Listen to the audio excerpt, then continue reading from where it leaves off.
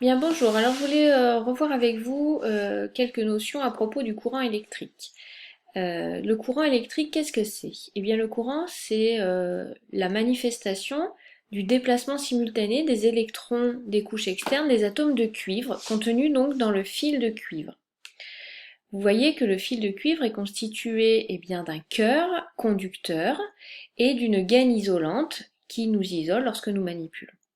Alors il se trouve que vous avez toujours remarqué que les fils, ne changeaient pas de taille, ne grossissaient pas. Si bien qu'on peut se dire que lorsque le courant circule, il n'y a pas de transport d'atomes de cuivre d'un bout à l'autre du fil. En fait, le courant électrique, c'est simplement le déplacement des électrons de proche en proche d'un atome à l'autre. Alors est-ce que les électrons vont très vite? Ils vont à quelques centimètres par seconde. Ils arrivent à la borne positive du générateur et comble un déficit de charge qui a été induit par la création d'une différence de potentiel entre la borne plus et la borne moins du générateur. Donc en fait, les électrons circulent, sont transférés, mais il n'y a pas de déplacement de matière. Donc c'est pour ça que l'analogie hydraulique, c'est-à-dire assimiler le courant à un flux de matière, est un petit peu dangereux.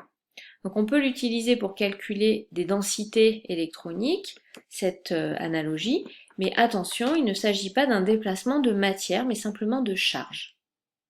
On peut s'amuser avec une simulation de l'Université du Colorado sur le site FET Colorado, qui nous permet donc de voir la circulation des électrons euh, lors de la construction d'un circuit simple avec une pile, une lampe, un conducteur ohmique et un interrupteur.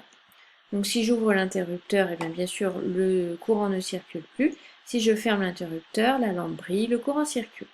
Alors on peut regarder également le sens conventionnel du courant qui est donc opposé au sens de parcours des électrons.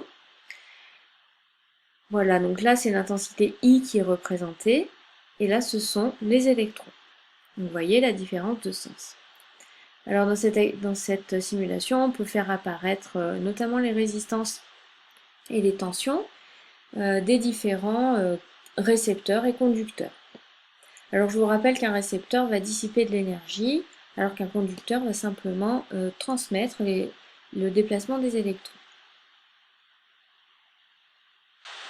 Alors pour terminer, quelques rappels concernant le symbolisme en fait de l'électricité. Donc vous savez que lorsqu'on veut représenter un schéma électrique qui représente donc un circuit réel, il faut utiliser des symboles. Alors pour utiliser les symboles, alors même si une résistance, ça ressemble plutôt à ceci, on va la représenter par un rectangle. Et sur ce rectangle, on veillera toujours à noter le nom de la résistance et éventuellement sa valeur. Alors de même pour une lampe, qui est un récepteur qui dissipe énormément d'énergie, on va représenter le filament de tungstène ici par une croix à l'intérieur du bulbe.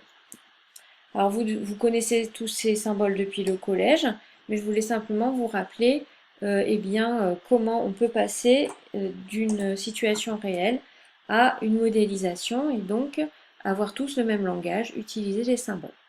Bien, toute dernière chose, ces plaques de connexion que vous allez utiliser l'année prochaine, euh, sans doute, sont assez pratiques pour isoler les points du circuit.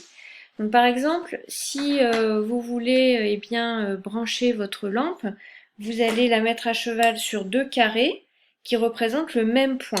Alors en fait, ce carré, est constitué de laitons et comprend 9 connexions possibles. Vous voyez qu'entre deux carrés, on a une bande d'isolant. Donc chaque carré en fait correspond à un point du circuit. Alors si je veux représenter le circuit qui est en schéma ici, vous pouvez placer donc la lampe, une résistance, encore à cheval sur deux carrés, et ensuite connecter vos fils au générateur, connecter donc le générateur à la lampe et à la résistance et ainsi fermer le circuit. Alors il se trouve que vous pourrez venir rajouter ici en parallèle, donc en dérivation aux bornes de la résistance, un voltmètre par exemple. Donc l'intérêt, eh bien, de cette plaque de connexion, c'est d'isoler les points du circuit.